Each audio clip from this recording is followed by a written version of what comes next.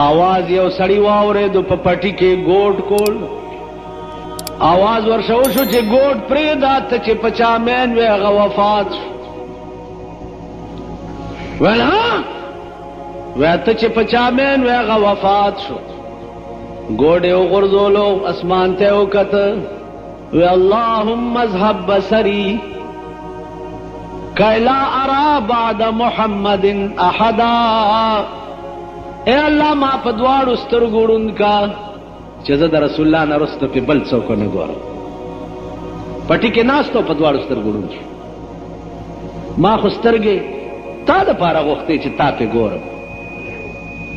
न च पकम उस्तर गु ता न विनम न जा गस्तर गे तको रहमान स्ताप मखदावरा न दुनिया गुरी बेलता वरखकार मशद दुनिया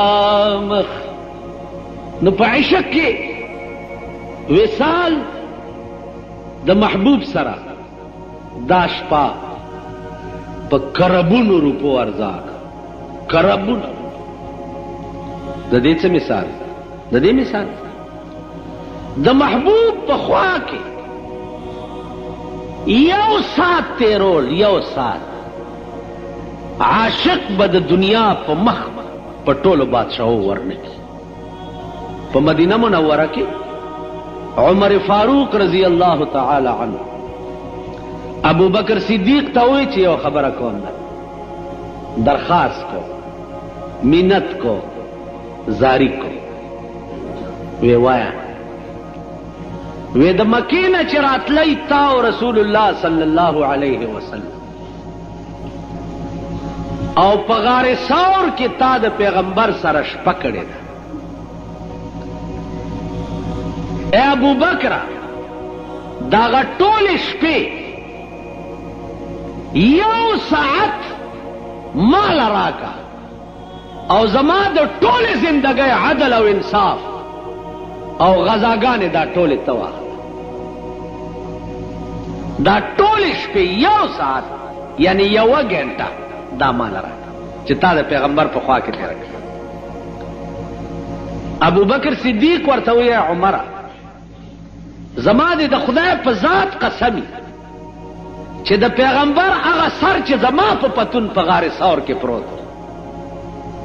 चे द खुदाय टोला खुदाई रा के पे चे द पैगंबर दागा सर यो सेकंड ताला दा यो बादशाह कुरान लुस्त कुरान लुस्तोनो दीजे त चरागले दे ची यसअलुहु मन फिस समावाति वल अर्ज़ कुल्ल यौमिन हुवा फी शअन। सवाल कई दा अल्लाह नागा मखलूक चे पज़मा के आसमानुनो के कुल्ल यौमिन हुवा फी शअन अरा औरज दा अल्लाह पे नवी शान अरा औरज बादशाह दलता हैरान शो चे अरा औरज दा अल्लाह नवे शान चे दाच शे तो लशपे सोचो सबाश इस पता न लगे सार दरबार तरागे अखपल वजीर आजम तवई चे तरागे बबल कार न के चे सेवा द कुरान द आयात की बेगाजन खतन चे दे पे मतलब में कोई मालूमी की दा चे बादशाह ला टोल कुरान वर्तलो यो आयात के वर्त इश्तिबाश है वजीर आजम साहब चो द जुनेजो रो अगला चरता वर्तलो चे कुल्ल यौमिन हुवा फी शान से मतलब ना अगर तेल साहब माता योश पर मोहलत राका चीज पता हो लग वेजा कोर तरह है उस खफा काट के प्रोते चे खुदा के मुला न तपोस कौन चे कुल्ल यौमिन हुवा फी शान से मतलब दे खुदा जमा इंसल्ट दे जमा बेइज्जती दा चीज उस मुला न तपोस और कने को मैं पोईगम ना द गुलामो खादिम आरागे वर्ते साहब नन वली गमगीन गोंदे प्रोत वर्ते बचिया बादशाह रा न दियो मसले तपोस करे दो कि पोईगम ना वे च मसला दा वे द कुरान मसला दा तब से पोईगे तो गुलाम सड़े अगर वर्ते साहब मा तो है से पे पोईगम जका च कुरान हमेशा द गरीब सीढ़े दागे खिदमत करे द सरमायादार सीनो द कुरान खिदमत न दे करे د معتبرو سینو د قرآن خدمت نه دی کړی. اوږې او تږې خېټې او تږې سینې د قرآن خدمت کړی. ما ته ووایه ورته وی کل یوم هو فی شان. قرآن کې راځي چې هره ورځ د الله په یو نوي شان کې. نو د هره ورځ د الله نوی شان چې دا څه شی دی؟ غلام ورته وی چې ما بادشاه له بوزه زه به پوه کړم. ویل تاله درځي؟ ویل بالکل. سارے غلام راوسته دربار ته وی صاحب هغه ستا د سوال جواب به دا زما غلام وکړي. بادشاه ورته داسې کتلي چې غلام او جواب ویل که پوهېږې پې وی او صاحب را پاسېدلی وی وایه د الله هره ورځ نوی کار څه شی دی؟ غلام را پاسېدلی دی ورته وایي چې تولج اللیل فی النهار وتولج النهار فی اللیل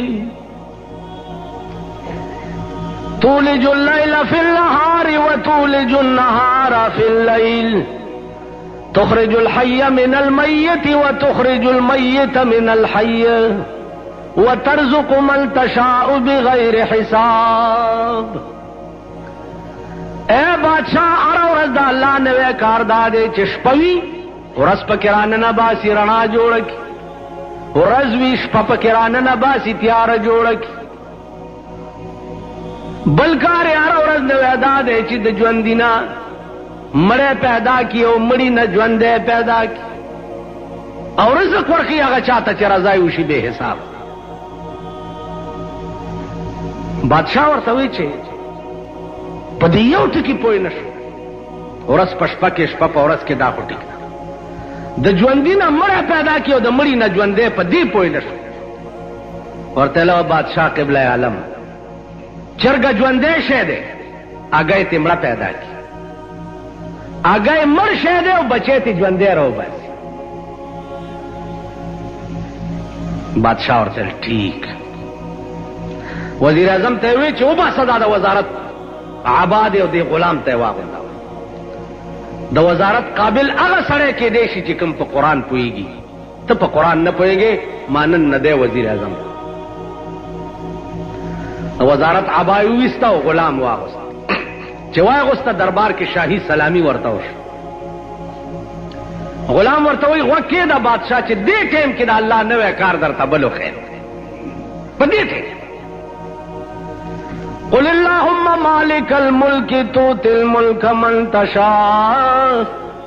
وتنزع الملک ممن تشاء وتعز من تشاء وتذل من تشاء بيدك الخير انك على كل شيء قدیر. اے بادشاہ امغه ورځ د لانورم نه دی پریوتی د وزیر اعظم او زی غلامم او په دې لږ ساعت کې اوسې زه وزیر اعظم کړم او دا زما غلام. دې وخت کې د الله نوی کار او دا کار ولې وشو؟ ځکه چې ان الله على كل شيء قدیر. الله په هر څیز قادر دی. په سکندونو کې د بادشاہ کی او په سکندونو کې د گدا کی. لکه یو بادشاہ تا نجومیانو ویلي چې ته د خپل زوی ته واده مه کوه او که ده ته د کله واده وکړو نو په هغه شپه به دی زمری خوري او د هغې نه به دی مړ شي. ډېره موده بادشاه په دې سوچ کې او زوی ته واده نه کولو. آخر الامر سوچ وکړو چې زه بادشاه یم، فوج را سره دی، اسباب د جنگ را سره دي، توپې را سره دي، اخر د زمری به راځي په کومه؟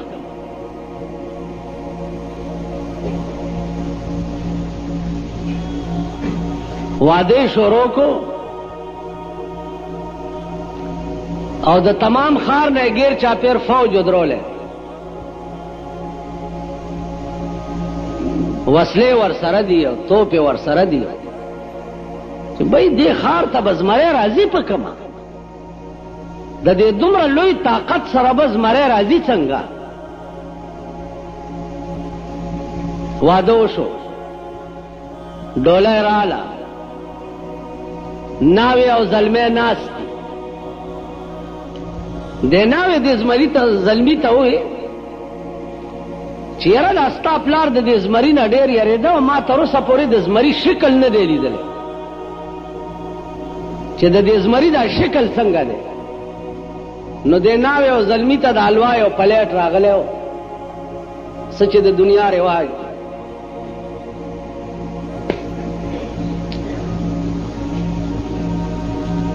د هلک تیلی راواغستو او د حلوا په هغه پلیټ کې د زمري شکل جوړول شروع کړه چې د ناوې ته یې وښیمه چې هغه زمری داسې چې د زمري شکل یې څه وخت کې مکمل کو او ناوې ته وایي چې زمري داسې شکل وي او مغه وخت کې هغه د حلوا په هغه تصویري زمري کې قدرت روح واچولو د پلیټ نه راټوپ کو د بادشاہ زوی د مرۍ نه ونیو او مړی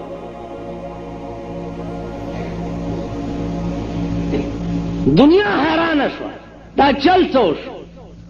د ناوې څه چل وکړو ناوې ورته وویل چل مل ما نه دی کړی دا چل شوی د رحمان بابا شعر دی چې دغه باغ به د خلاص نشي د خزانه که چاپېرته نصد د سکندر کې د سلطان سکندر غوندې فولادي دیوال د زندګۍ د ژوند نه تاو کې چې د خزان باد پې راشي نو خلاص به نشي تاسو خیال راغی عزیزانو پیغمبر یو صحابي دی حضرت علي نومې صحابه ناست دي اوبه نشته ځنګل علي اوبه را پیدا کړه علي د غره نه اخوا لاړو چې ګورو یو چینه ده او یو حبشي پې ولاړ دی مشک ډکۍ لګیا دی حبش ډېر تور قوم دی او ډېر تور مکه معظمه کې حبش حج له راځي چې ویې ګورې د شپې اوبه یارېږي داسې منډه به ووایي داسې تور حضرت علي هغه حبشي ته وایي چې دا مشک لږ ماله راکړه زما محبوب اوبه غوښتي بیا درته راوړم هغه ورته ویل یو طرف ته شه هغه ویل لږ ساعت لا یو طرف ته شه بس حضرت علي دې ځای نه ونیو هغه حبشي او مشک یې واغست او اوبو نه یې ډک کړو ورته ویل دلته کښېنه صحابو ته یې اوبه راوړې حبشي ورسره راغی چې راغی اویا اتیا صحابه دي ټول اودسونه م پې وکړه ویې م څکلې پیغمبر دغه مشک په خوله باندې داسې ګوتې ایښې وې اوبه ترې راتلې د ټولو صحابه وڅکلې او دس بیا چې مشک داسې مشک همغسې ډک حبشي ته یې ویې چې هسې دې غوسه کوله خدای بنده دا خپل امانت دی یو څه واله هغه چې وکتل چې دا څنګه چل من هذا دا څوک هذا محمد رسول الله صلى الله عليه وسلم هذا محمد محمد دا دی وی دا دی وی لا اله الا الله محمد رسول ما ته پته نه ما اورېدلي دا محمد چې ایمان یې راوړو حبشي خو ډېر تور حضور جبه اغوستې وه حبشي ته یې ویې دې خوا راشه چې دې خوا یې راوستو نو هغه جبه یې داسې کړه او حبشي سینې سره ملاو کو او جبه یې پې د پاسه داسې واچوله ډېر ساعت یې سینې سره نیولی و خو چې جبه یې ترې لرې کړه بیا هغه حبشي د څوارلسمې سپوږمۍ غوندې پړتېده یو مشهوره واقعه ده هغه تاسو خلق هم کله کله وایي چې د مولیانو منصور په دار خېجولی اوس نور په 16-15 یی که نه یی یا پې پوه یی که نه یی خو ملا ملزم کولو دپاره یو هربم ساتلی ده چې مړه دا مولیان هغه خلق دی چې منصور په دار خېجي د منصور واقعه دا وه دا یو ډېر لوی جلیل القدر بزرګ او د ده استغراق فی الله راغلی د ټوله زندگی صرف او صرف محبت د پروردگار عالم ګرځیدل. نو استغراق فی الله مقام ته چې سړی ورس هغه ته بیا بل څه نه ښکاري. هر طرف ته چې ګوري سوا د الله نه د هغه په نظر کې بل شی نه راځي. نو منصور د استغراق مقام ته چې ورسېده نو ځان ته چې کتم خدای دی، که مخامخ ګوریم خدای دی، که پاس ګوریم خدای دی، که لاندې ګور چرته چې ګوري وایي جدر دے کتاب ادھر تو ہی تو. نو ځان ته چې کتلی دي نو ځان هم خدای. نو د ده خولې نه ان الحق ټکی ووایه.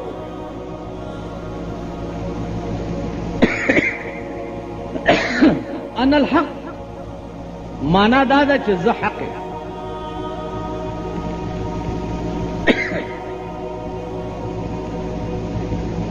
علماء راونیو چې ته خدای خو نه د هغه پردو ته رسېدلی چې د هغې خبره نه اورېده او نه یې د هغې جواب کو.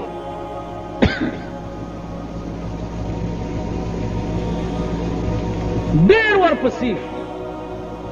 او د ده په خوله بل اواز نه راتلو سوا د ان الحق.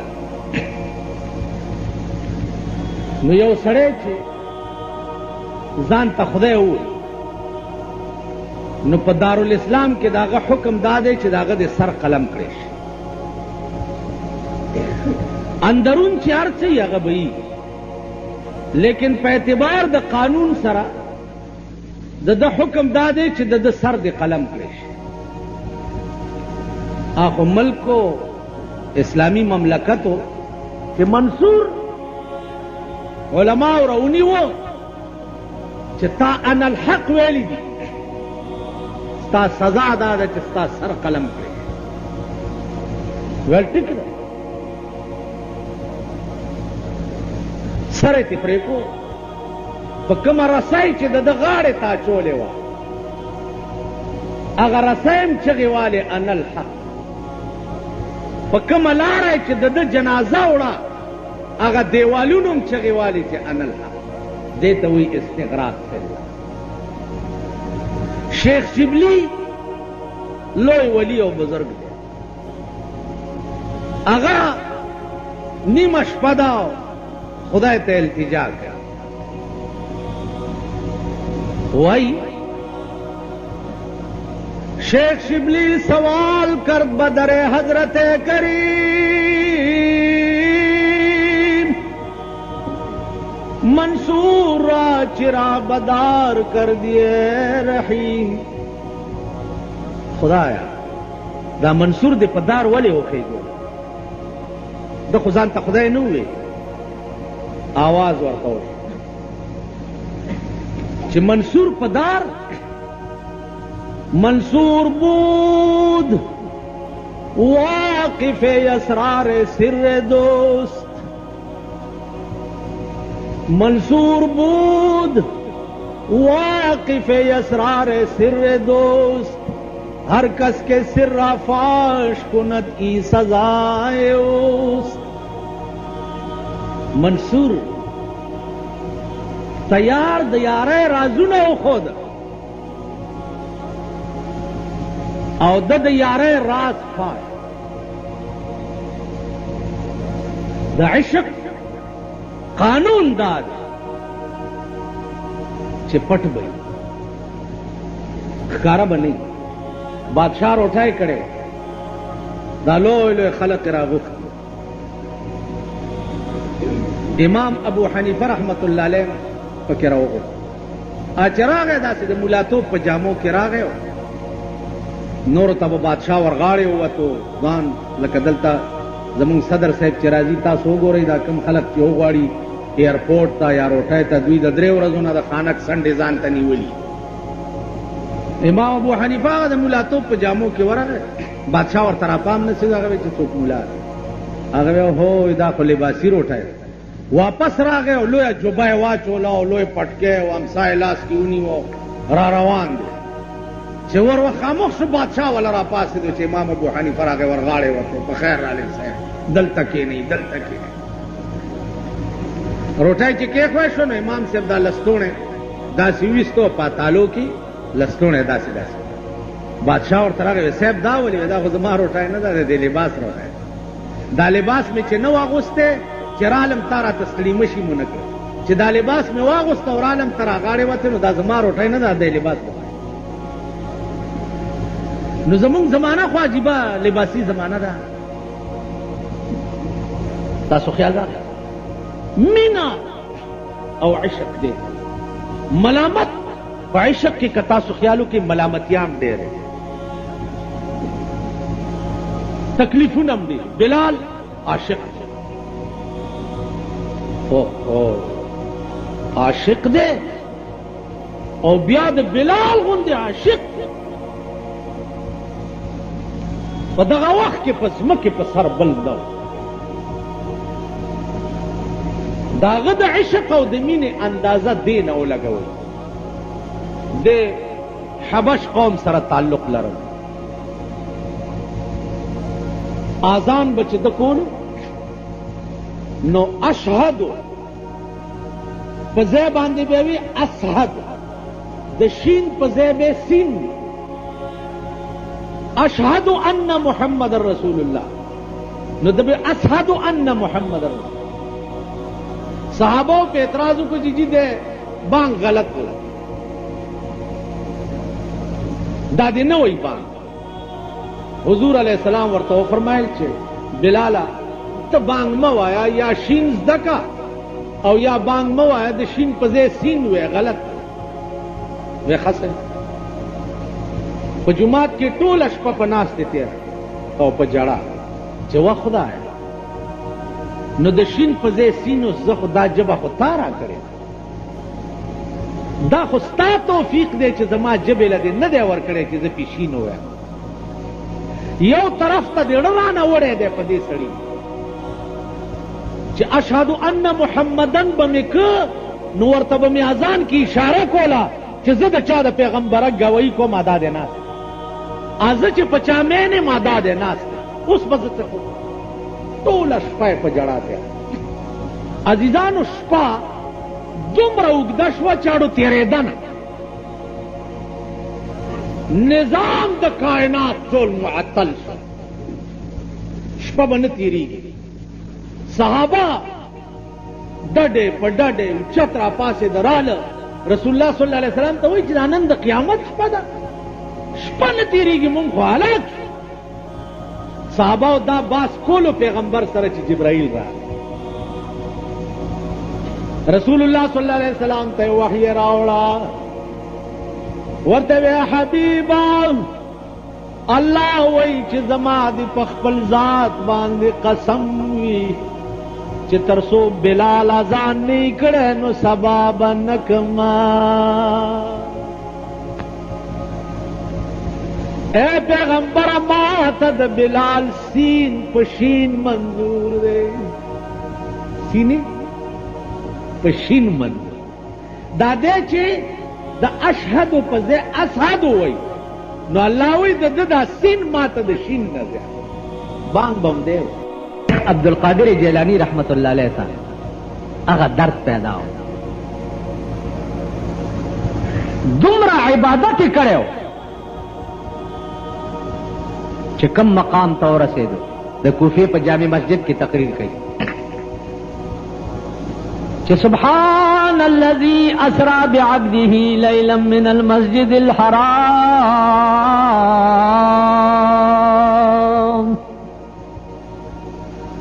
یو سړی را پاسې وی حضرت ته بیا وایې لږ دی ورته وایي سبحان الذي اسرا بعبده لیلا من المسجد الحرام پاک دی هغه ذات چې چا په یو شپه کې خپل محبوب اسمانونو ته بوتلی اسړی ورته وی په یو شپه کې اسمانونو ته ویلې آو ودا زما عقل نه مني زما عقل دا نه مني چې په یو شپه کې اسمانونو ته عربونه میله مزل دی یو شپه کې څنګه لاړ بیا لیلن کې تنوین تقلیل د پاره د شپې په یو پړک کې دا زما عقل نه شیخ عبدالقادر جیلانی رحمت الله علیه ورته وایي چې تا عقل نه مني وینا زما نه مني ول ځه ځه کور ته لاړو په غوسه ښځې دغه کوله سرخه پیژنئ سرخه یې کوله ښځې ورته ویل ته خو ډېر زر رالې ویل بس بیا به دې جومات کې زه مونځ ونه کړم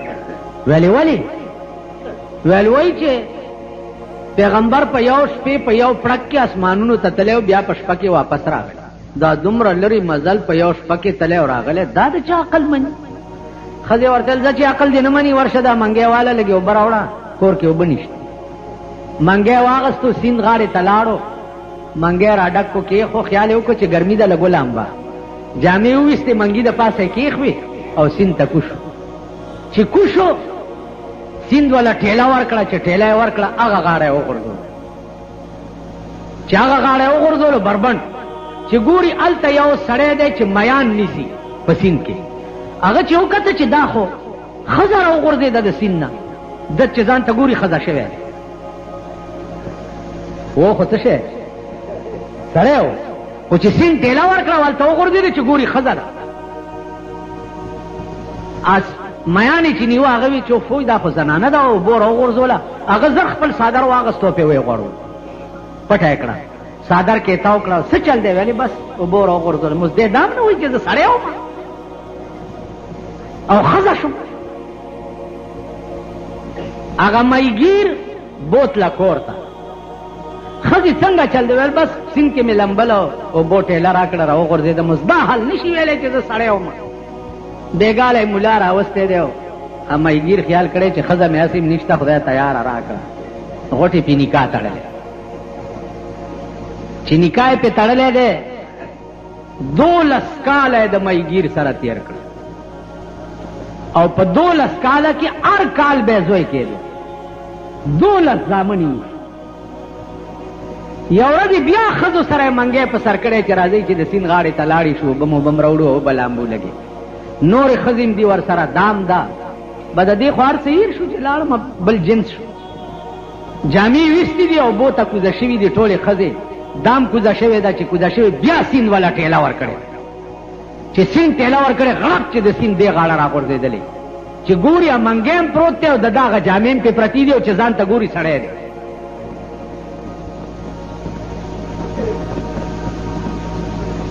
زر یې هغه جامې راواغستې وایغوستې او کور ته چې راغی ښځه یې همغسې علاجي هغه سرخه کوي لګیا ده ورته ویې دومره زر رالې سیند له تللی وی او دومره زر رالې دی ورته وایي بیړه دې غرقه شه زما 12 زامنه مو شو ته وایې چې زر رالې له همغه وخت ښځې سرخه کوله له اخلاصه کړې هم نه وه همغه ټایم جومات له یې منډه کړه چې ګوري همغه ټایم دی شیخ عبدالقادر جیلانی په منبر ولاړ دی او دا آیات وایي چې سبحان الذي اسرا بعبده لیلا من المسجد الحرام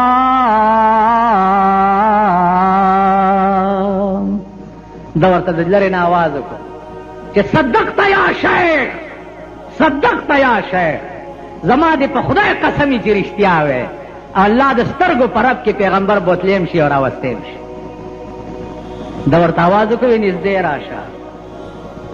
چې منځ شو خلق لاړه ځان سره کېنولو چې کیسه څه ده هغه ورته ما سره خو داسې چلو شو 12 کاله مې تېر شو لا همغه ټایم دی وی الله هر څه کولی شي که نه شي کولی وی کولی شي وی چې الله هر څه کولی شي همغلته ناستو او د شیخ عبدالقادر جیلانی رحمت الله علیه په لاس بیعت وکړو او د هغه مقبرې سره جوخت اوس خخم دی علما لیکي چې یو سړی و ډېر زیات غریب و ډېر غریب نو بل څه چاره نه وه سوا د دې نه چې مطالبه یې وکړه د اسمان نه چې خدای ماله مرګ راکړي. اوس په لاره روان دی او وایي چې الا موت یباع فاشتریه، الا موت یباع فاشتریه وهذا العیش ما لا خیر فیه. چرته مرګ شته چې خرڅیږي او زه یې والمه؟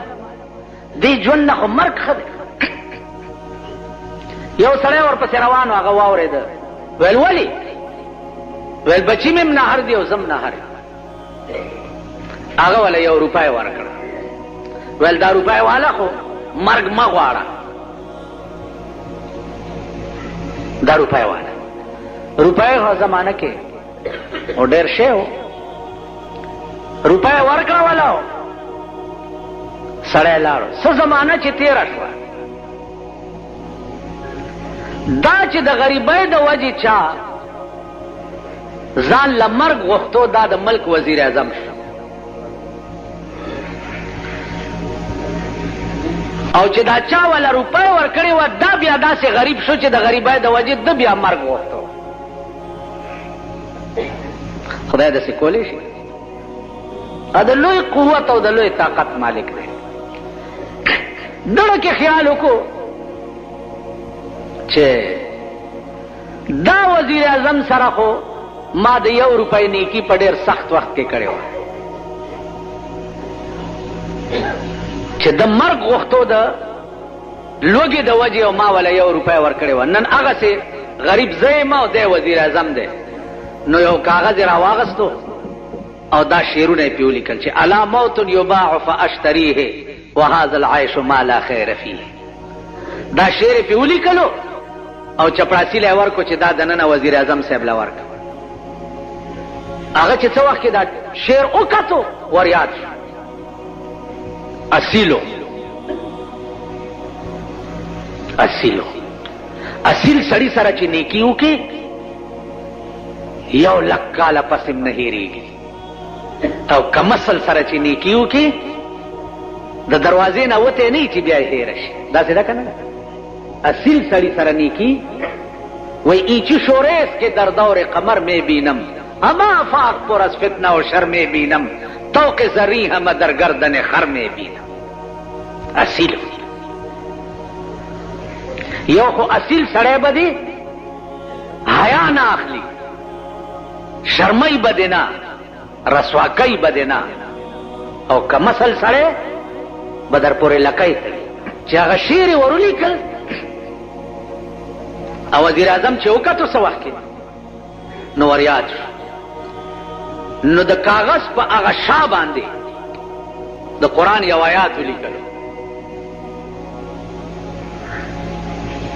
چې الذین ينفقون اموالهم فی سبیل الله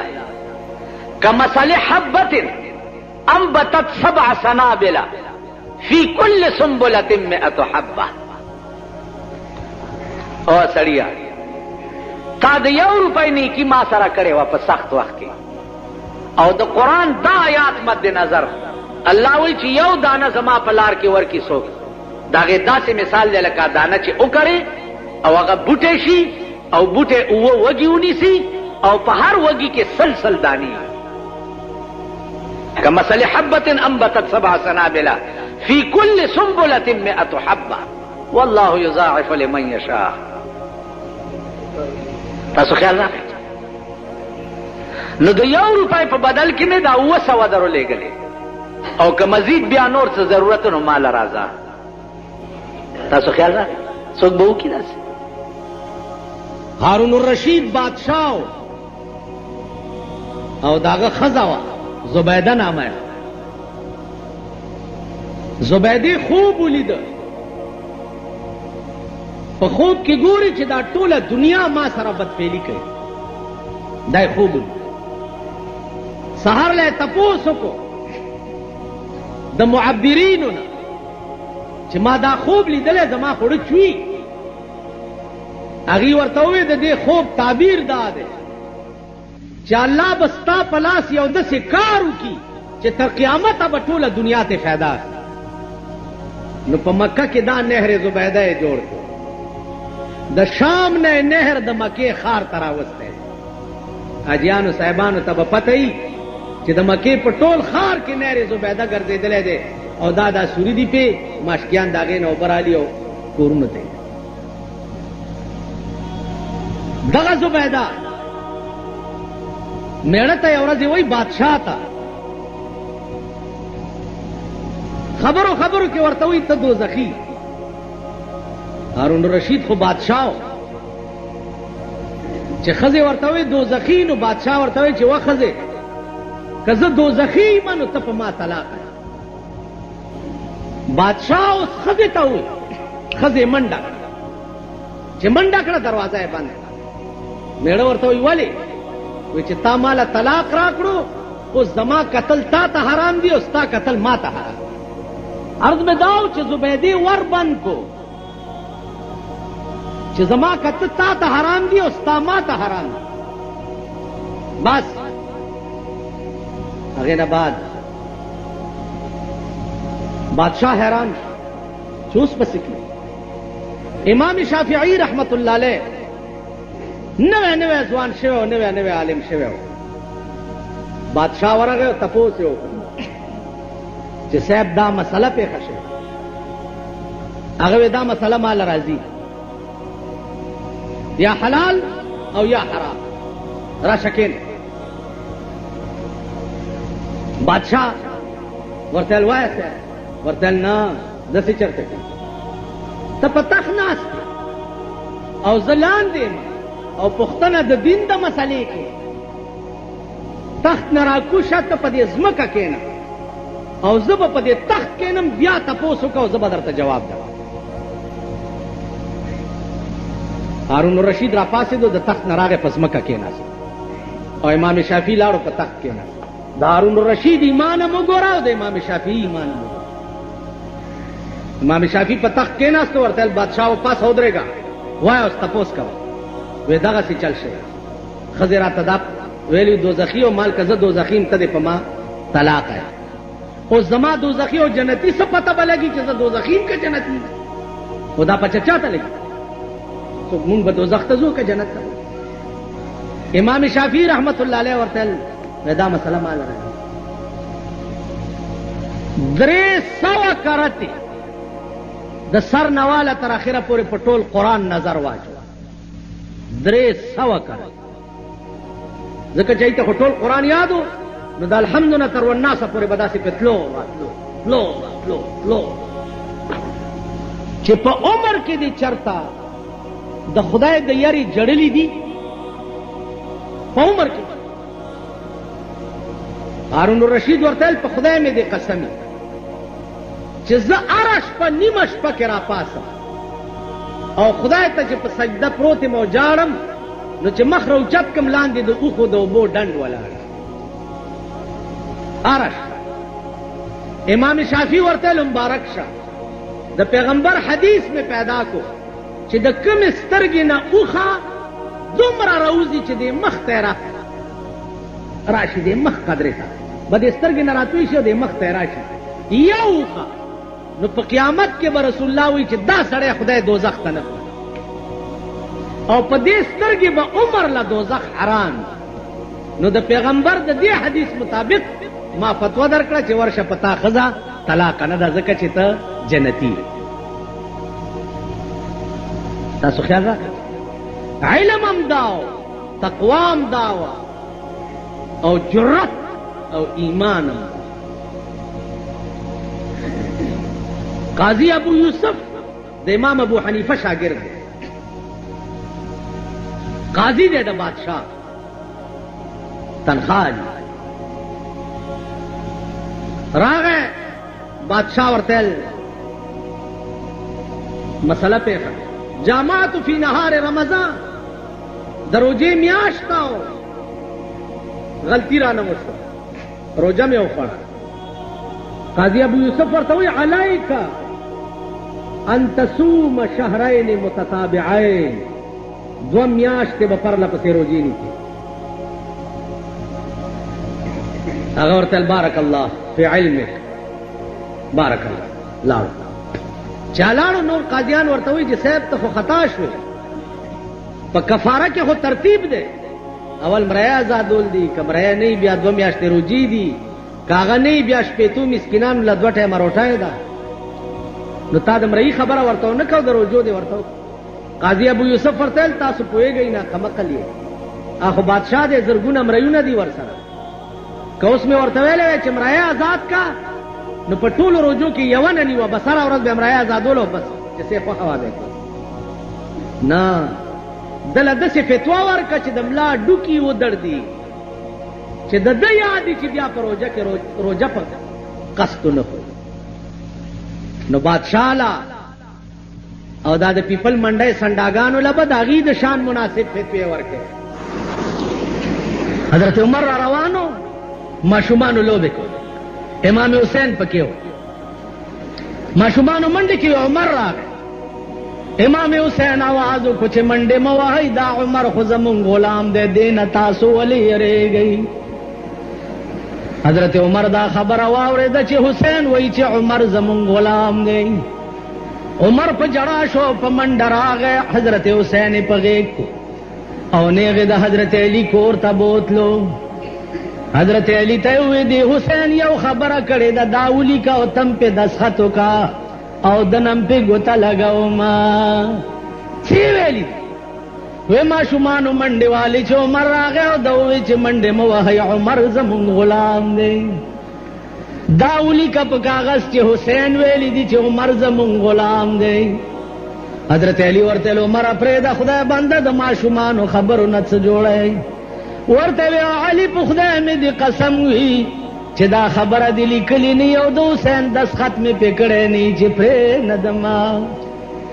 حضرت علی دا مضمون لیکلو چې حسین وایي چې عمر زمونږ غلام دی او د امام حسین ګوته یې پې ولګول ماشوم حضرت علی ورته وایي د خدای بنده دا دې څه دپاره وکړه وی علی دا مې وصیت دی چې کله زه مړ شمه نو په لحد کې به دغه کاغذ زما په سینه کې ایږده یو خښتې به راپسې بند کوي ملایکې چې تپوس ته راشي او ما نه تپوس کوي چې عمره په دنیا کې دې څه کړي نو زه به ورته وایم چې ما نه څه تپوس کوئ زه خو مړی یم او مړی چې کومه غلطي وکړي نو پوښتنه د مالک نه کېږي دا کاغذ وګورئ زه د امام حسین غلام ما که زما متعلق څه پوښتنه کوئ نو حسین نه یې وکئ په دې به ځان خلاص علما لیکي چې یو ښځه او خاوند ډېر غریبان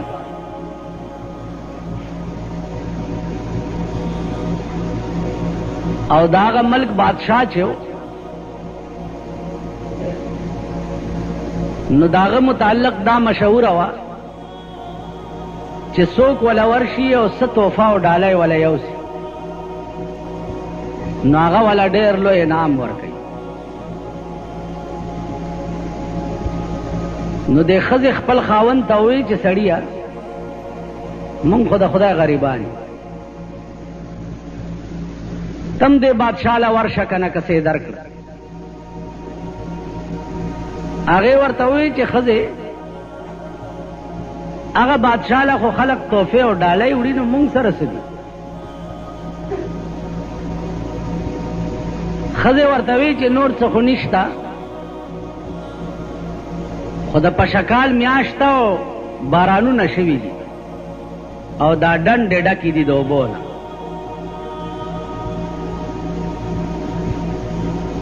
نو دې نه به درته منګی ډک کړمه سر به یې وتړم او دا والا د خپل ملک تحفه یوسئ ویل ډېره ښه ده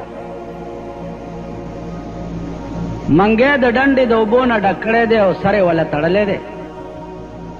او بادشاه چې و نو هغه د 2 میاشتو په مزل لرې و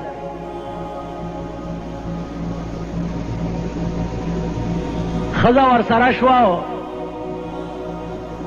میړه یې د کلي نه بار وویستو د خدای په امان یې ورته ووی او رخصت یې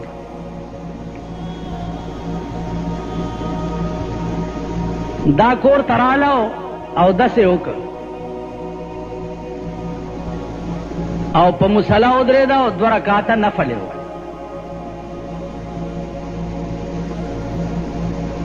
عزیزانو خدای دې توفیق درکړي چې 2 رکعات نفل وکړي په دې نیت باندې چې خدای زما حاجت ته او درنه غواړم. 2 رکعات نفل وکړي او بیا خدای ته التجا او دعا وکړي، الله تعالی هغه کار بیا خامخا کوي. نفل وکړه،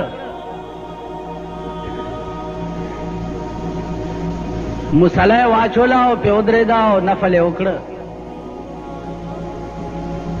مولانا روم وای چې زن مصلا باز کردا از نیاز، زن مصلا باز کردا از نیاز، رب سلم ورد کردا در نماز. خزی مصلا واچولا او مانځ کې دعا وکړه. څه دعا وکړه؟ رب سلم ورد کردا در نماز. اے خدایا زما خاوند د 2 میاشتو په مزل باندې لري لاړو، خدا صحیح سالم اورسه او بیا په ډکه منګول واپس راولا. دا دعا 2 میاشتې کې سړی بادشاہ ته ورسېد او درخواست یې وکړو چې صاحب یو سړی راغلی دی او څه تحفه یې راوړی. بادشاہ ویل راننه باسي چې دننه بوتلو سړی په خیر رالی جوړې په خیر. خیر شه بچیا څه دې راوړي دي؟ ورته وی ماء الجنه، د جنت اوبه مې راوړي. بادشاہ ورته وی ماشاء الله سبحان الله الا لک. ګلاسونه راوړي چې دا د جنت اوبه دا ټول د دربار خلک اوس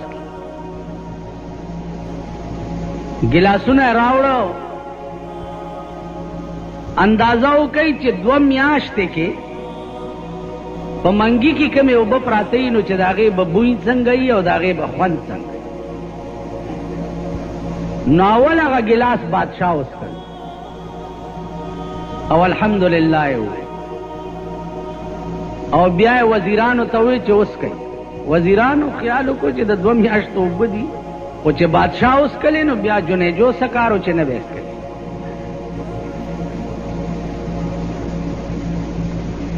نو وزیرانو هم ټولو هغه ګلاس وڅښلو. چې ویې څښلو نو اوس بادشاه دې سړي ته وایي اسې دا ټکی یاد لرئ چې دا عظیم انسانیت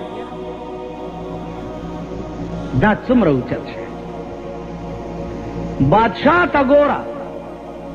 او د څښا اوبو په عوض کې دې سړي سره خبرو ته